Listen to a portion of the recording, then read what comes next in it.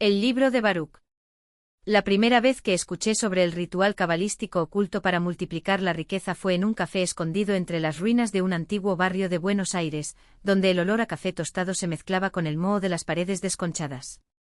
El hombre que me contó la historia tenía los dedos amarillos por la nicotina y una cicatriz en forma de media luna en la frente, como si alguien hubiera intentado sacarle el ojo con una moneda. Su nombre era Elías Varga, pero todos lo conocían solo como el librero, a pesar de que nunca había vendido un solo libro. Hay cosas que no se compran, pero se heredan, dijo mientras desdoblaba sobre la mesa una servilleta manchada de vino. O roban. Con un gesto lento trazó sobre la tela una estrella invertida de 5 puntas, y en el centro de ella, un símbolo que parecía moverse ante mis ojos, 2 letras hebreas entrelazadas, Dalet y Mem, como si bailaran. No sabía leer hebreo, pero sentía su peso en el aire, como el zumbido de un transformador a punto de explotar. Esta, señaló con su uña manchada de tinta, es la llave Baruch. No el profeta, no. Otro. Un hombre que vivió en Toledo en el siglo XIII, cuando judíos, moros y cristianos todavía se mataban entre sí por piezas de verdad. Baruch no era ni rabino ni alquimista. Era un chamás, un sirviente del templo. Pero sirvió para algo más. Elías tomó un sorbo de su café, que llevaba horas frío. Descubrió un ritual en los sótanos de la sinagoga del tránsito, grabado en una losa que nadie había visto desde hacía siglos. No se trataba de hacerse rico, no en el sentido que crees. Fue para desatar. Para liberar lo que está estancado. El dinero es solo energía congelada, hijo. Y Baruch aprendió a derretirlo. El librero cerró los ojos por un momento como si reviviera algo. El ritual requiere 3 cosas: un objeto de valor sentimental que estás dispuesto a perder para siempre, una cantidad exacta de plata, ni más ni menos, y un nombre. No el tuyo. El nombre de alguien que ya está muerto, pero que te hizo daño en vida. No hay ningún daño. El que te dejó una huella que llevas como una sombra. Abrió los ojos de repente y brillaron con una luz que no era reflejo de las lámparas colgantes. Hice. Una vez. Funcionó. Y luego, bueno, entonces aprendí que algunas puertas no se deben abrir 2 veces. Y Laiche no me dijo lo que había pasado. No era necesario. La forma en que le temblaban los dedos mientras sostenía la taza, la forma en que su voz de repente se había vuelto áspera, como si algo le hubiera arañado el interior de la garganta, todo eso fue respuesta suficiente. Si quieres saber más, murmuró, mientras doblaba la servilleta y se la guardaba en el bolsillo, ve a la Rua dos Suspiros, número 13. No toques el timbre. La puerta estará abierta. En el interior, en el 3er piso, hay un apartamento vacío. En el suelo, detrás de la bañera, encontrarás una caja de madera con cerradura de hueso. No lo abras ahí. Llévala a un lugar donde nadie pueda oírte gritar. Se levantó, arrojó unas monedas sobre la mesa, las suficientes para pagar el café, nada más, y se fue sin despedirse. Me quedé solo con el sabor amargo de la bebida en la boca y la sensación de que algo había empezado sin mi permiso. 3 días después me encontraba frente al número 13 de la Rua dos Suspiros. La puerta estaba abierta. Y por dentro, en el 3er piso, el apartamento no estaba vacío. Había alguien esperando. Las escaleras crujieron bajo mis pies, cada paso resonaba como una advertencia. El olor a moho y cera de velas viejas subía en espirales, demasiado espeso para ser solo polvo. En el 3er piso, la puerta del apartamento estaba entreabierta y por la rendija se filtra una luz parpadeante y amarillenta. No era el frío resplandor de una lámpara eléctrica, sino el vivo parpadeo de una llama. Abrí la puerta con la punta de mi zapato. La sala principal era grande, los muebles cubiertos de sábanas grises, como fantasmas de una vida interrumpida. En el centro, una figura sentada en una mecedora, de espaldas a mí. La gama. El sonido de la madera se mezclaba con el sonido de su respiración, lenta y deliberada, como si cada respiración fuera una decisión. Viniste, dijo la voz femenina, áspera como papel de lija. Sabía que vendrías. Ella no se dio vuelta. Sus manos, delgadas y nudosas, descansaban en su regazo con los dedos entrelazados alrededor de algo pequeño y brillante. Un anillo, tal vez. O un hueso. La caja es donde él dijo, continuó. Pero no debiste haberla buscado. ¿Quién eres? Pregunté aunque sabía que la respuesta no importaría. Ya estaba atrapado allí, como un insecto en la tela de una araña que aún no se había revelado. Soy la última que se quedó con la llave, murmuró. Y el primero que lo perdió. Una grieta seca. Sus dedos se abrieron y algo cayó al suelo, rodando hasta mis pies. Era un diente. Humano. Amarillento con grietas oscuras en las raíces. Todo el que abre la caja deja algo atrás, explicó. Algo, cordura. Otros, la voz. Di mi nombre. Ahora es solo ella, la mujer del tercer piso. Tragué fuerte. El aire estaba pesado, como si el apartamento respirara con nosotros. ¿Por qué me avisaste? Finalmente se dio la vuelta. Su rostro era una máscara de piel extendida sobre huesos afilados, sus ojos hundidos y brillantes, como charcos de aceite. No había ninguna malicia allí, solo un antiguo cansancio. Porque todavía tienes elección, susurró. La caja no está destinada a abrirse. Hay que apoyarlo. Miré el diente a mis pies. La madera del suelo crujió cuando retrocedí, retrocediendo hasta golpear la pared. Me temblaban las manos. ¿Qué hay dentro? Una lenta y triste sonrisa se dibujó en su rostro. La respuesta a la pregunta que no hiciste. Y entonces entendí, no se trataba del contenido. Se trataba del acto. Abrir la caja sería como arrancar costuras viejas, todo lo que estuviera mal cosido se desharía. Mi vida, mis elecciones, las mentiras que me dije mientras dormía. Todo se derramaría por el suelo, irreparable. Llévala lejos, dijo, balanceándose de nuevo. Pero no lo abras. Nunca. Salí corriendo. Los escalones se deslizaron bajo mis pies y la puerta principal se cerró detrás de mí con un ruido sordo. La caja de madera pesaba bajo mi brazo y el candado de hueso estaba frío contra mis dedos. La rua Dos Suspiros estaba desierta, las ventanas estaban a oscuras, como si toda la ciudad contuviera la respiración. No fui a casa. No pude. En lugar de eso entré en el primer bar que vi y pedí un trago de algo que ardía. El líquido bajó quemando, pero no borró el frío que había dentro de mí. En el baño cerrado coloqué la caja sobre el lavabo. Mis dedos ansiaban tocar la cerradura, girar la llave imaginaria, saber. Pero la imagen del diente en el suelo, el balanceo de la silla, el eco de la voz de la mujer, aún puedes elegir, me retuvieron. Respiré profundamente. Abrí el grifo y dejé que el agua corriera por mis manos. Luego, con cuidado como si la caja fuera de cristal, la tiré a la basura, debajo de papeles sucios y servilletas arrugadas. Cuando salí del bar, la noche era más luminosa. O tal vez fui yo. Nunca volví a la rua Dos Suspiros. Pero a veces, en los días en que el recuerdo de esos ojos hundidos me despierta al amanecer, me pregunto cuántos como yo llevaron la caja al límite solo para rendirse. ¿Cuántos abrieron en su lugar? ¿Y qué encontraron después de todo? Es mejor no saberlo. La decisión de abandonar la caja en la basura no fue el final, sino el comienzo de algo que no pude nombrar en ese momento. Durante los días siguientes una extraña quietud se apoderó de mí, como si hubiera cerrado una puerta que nunca debería haberse abierto.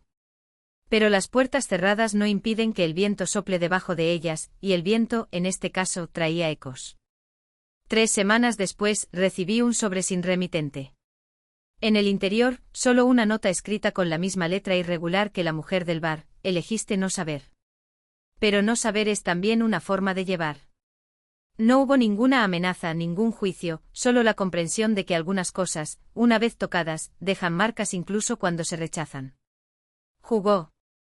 Vi la nota sobre el fuego de la chimenea, observando las palabras retorcerse hasta convertirse en cenizas. Pero a la mañana siguiente, cuando abrí el frigorífico, encontré otro trozo de papel, esta vez pegado en el interior de la puerta, como si hubiera crecido allí durante la noche. La caja no era tuya. Nunca lo fue.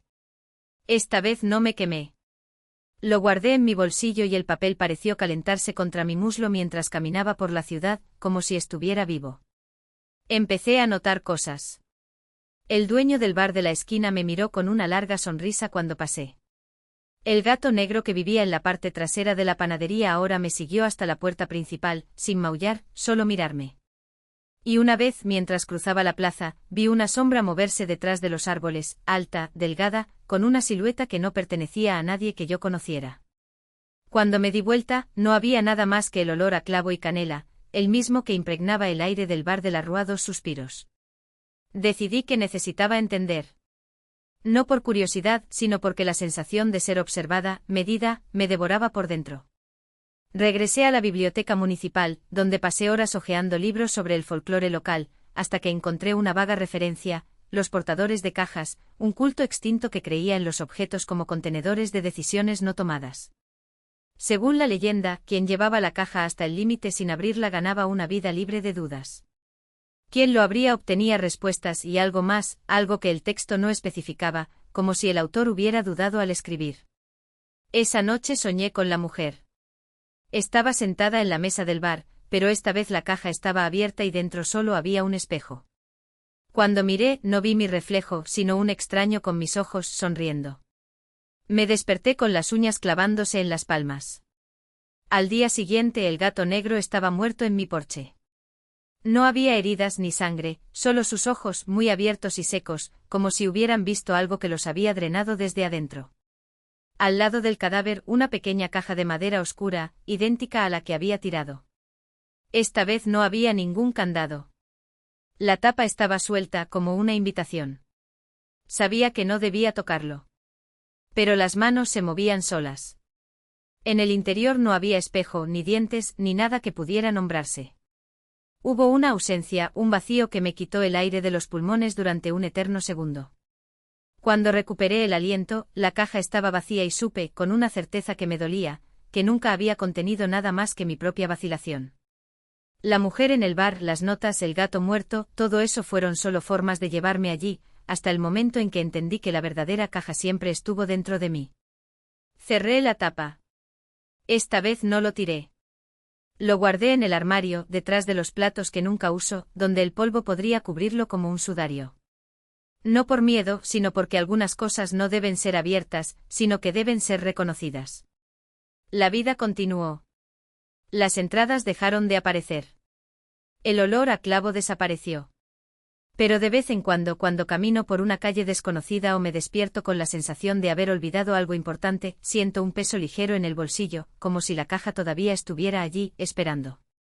Y sé que en algún lugar, hay otros como yo, cargando sus propias cajas, eligiendo cada día abrir o cerrar los ojos. Elijo cerrar. Elijo no saberlo.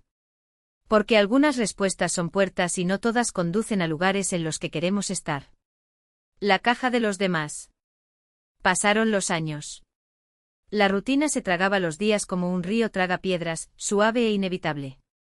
Aprendí a ignorar el peso fantasma en mi bolsillo, a no hurgar en los armarios cuando el recuerdo de la tapa metálica me picaba los dedos. Hasta que una tarde de octubre sonó el teléfono. Era una voz femenina, ronca como hojas secas. ¿Aún tienes la caja? No respondí de inmediato. El silencio entre nosotros era denso, lleno de algo que no era una pregunta, sino un reconocimiento. Ella lo sabía. Y supe sin lugar a dudas que ella. Yo también tuve uno. ¿Por qué lo preguntas?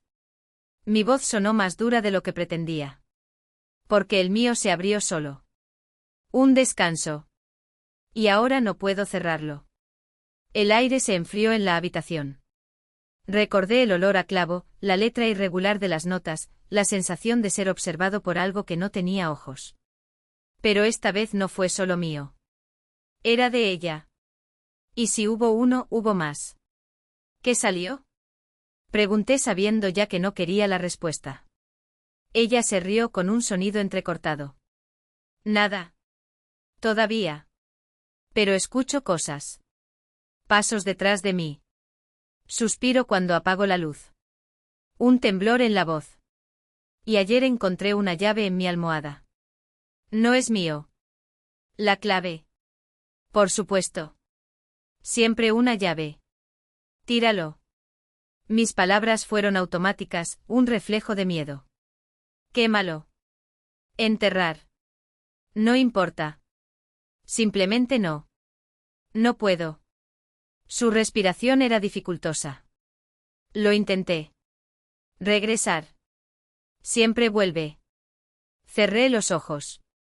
El recuerdo de mi propia caja ardía como un carbón. La había enterrado metafórica, literalmente, pero ella nunca me había abandonado. Solo había aprendido a esconderse mejor. ¿Dónde estás?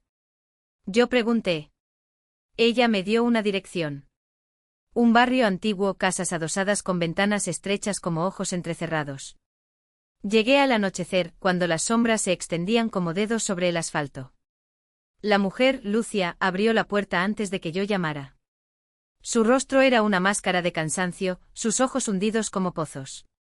En el interior, el apartamento olía a moho y a algo más, algo dulce y podrido.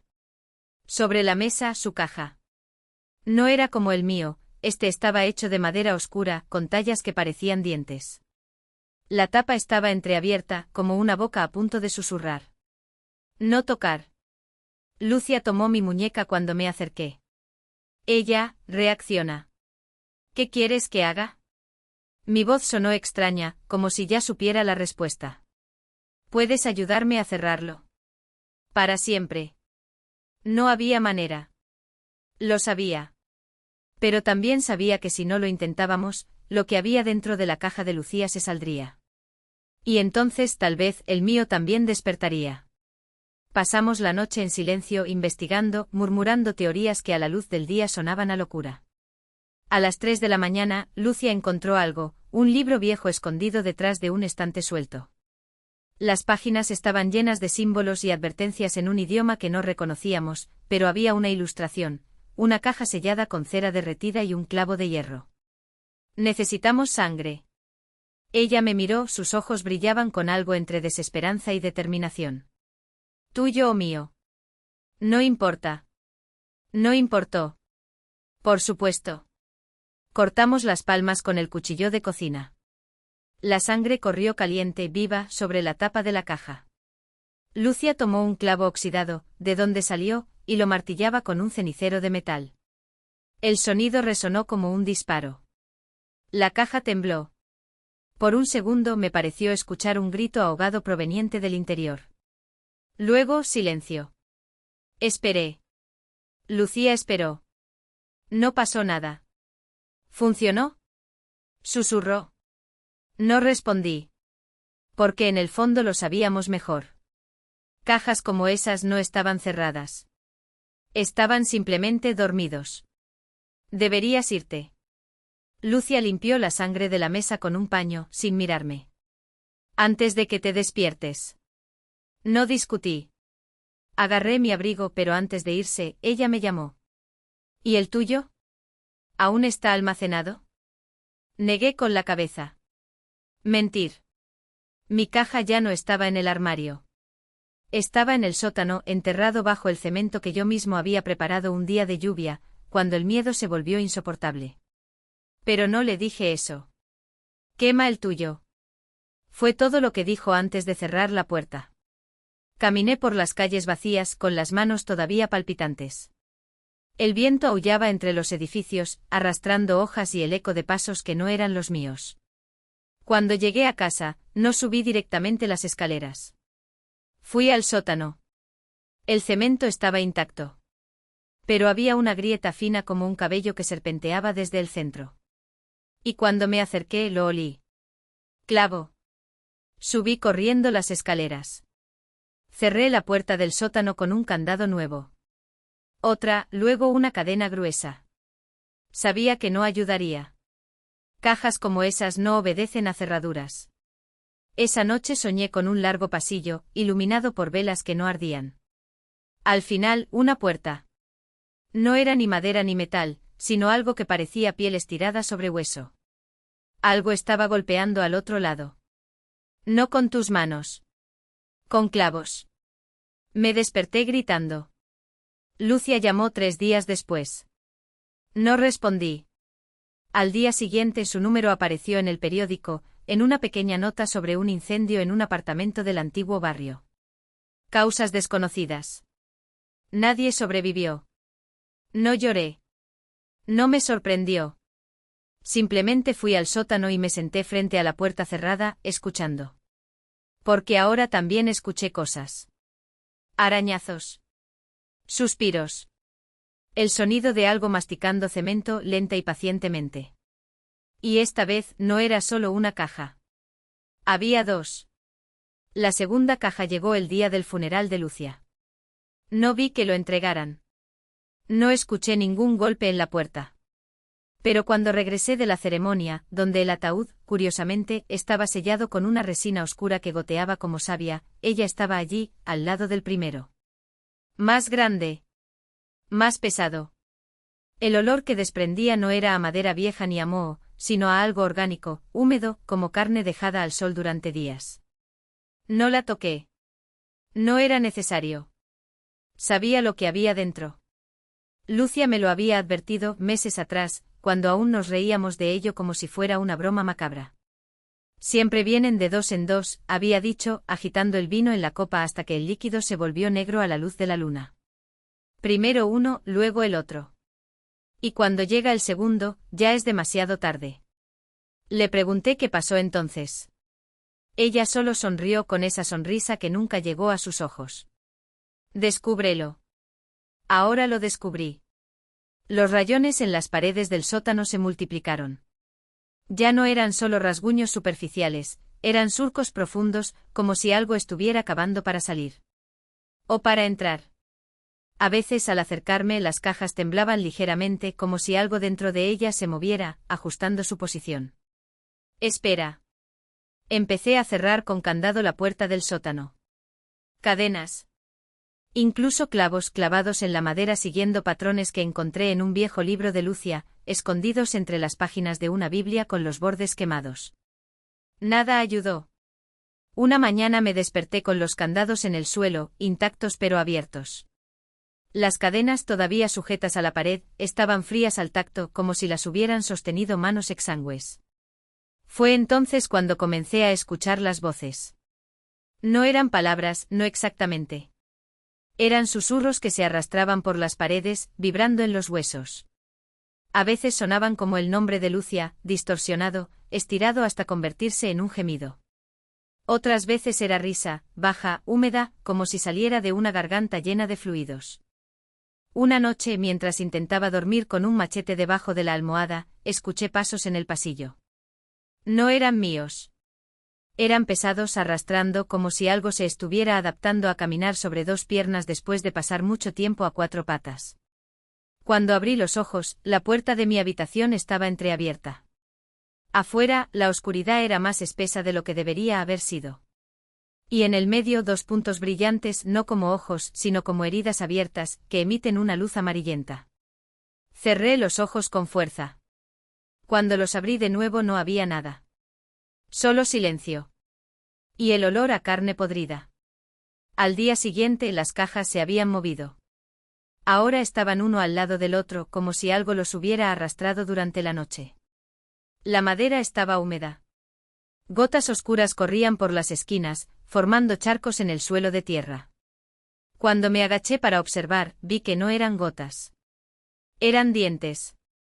Pequeños afilados como los de un roedor. O algo que aún no tenía nombre. Fue entonces cuando entendí, no estaban cerradas por fuera. Estaban cerrados por dentro. Y algo estaba tratando de salir. La última vez que vi a Lucía no estaba muerta. Fueron 3 noches después del funeral. Yo estaba en el sótano con la linterna temblando en mis manos, mirando las cajas. Ella. Ahora estaban más cerca el uno del otro, casi tocándose. El aire olía a sal y a hierro. De repente escuché un crujido detrás de mí. La puerta del sótano, que había cerrado con una viga de madera, estaba abierta. Y allí, en el escalón más alto, estaba Lucia. Ella no fue quemada. Ella no resultó herida. Llevaba el mismo vestido negro que había usado en el velorio, pero ahora estaba roto por detrás, como si le hubieran quitado algo a la fuerza. Su cabello, antes liso y oscuro, era blanco seco como paja. ¿Y tus ojos? Sus ojos ya no eran los suyos. Eran agujeros negros sin fondo con algo que se movía en su interior. Algo que me miraba con hambre. Abriste el primero, dijo, y su voz era un coro de susurros, como si varias bocas hablaran a la vez. Ahora el segundo quiere irse. No abrí nada, respondí, retrocediendo hasta llegar a las cajas. La madera crujió bajo mi peso. Lucía sonrió. Su mandíbula se dislocó con un chasquido agudo, como si ya no estuviera bien sujeta a su cráneo. Soñaste con el pasillo. Oíste el rasguño. ¿Sabes? Y entonces lo supe. Porque en el fondo siempre lo supe. La primera casilla no era para Lucia. Fue para mí. ¿Y el segundo? El segundo fue por lo que había dentro de ella. No hubo pelea. No hubo ningún grito. Cuando Lucia bajó las escaleras, sus manos se alargaron, los dedos se retorcieron como raíces, la piel se desgarró para dar paso a algo que no era hueso, no era carne, sino algo intermedio. Debería haber corrido. Debería haber intentado cerrar la puerta, quemar la casa, cualquier cosa. Pero no hice nada. Porque cuando se acercó, vi lo que había detrás de ella. No era oscuridad. Era una cosa, una masa de extremidades y bocas, de ojos que se abrían y cerraban como heridas, de piel que no era piel sino algo que se estiraba y encogía, respirando. Y en medio, como un corazón, estaba la segunda caja. Abierto. Y vacío. Lucía me tocó la cara. Sus uñas, ahora negras afiladas como agujas, se deslizaron por mi piel, dejando surcos que no dolían. Aún no. Siempre supiste que no ayudaría, susurró. Cajas como estas no obedecen a cerraduras. Y entonces finalmente escuché el sonido proveniente del interior de la primera caja. No fue un rasguño. Fue una risa. Mío.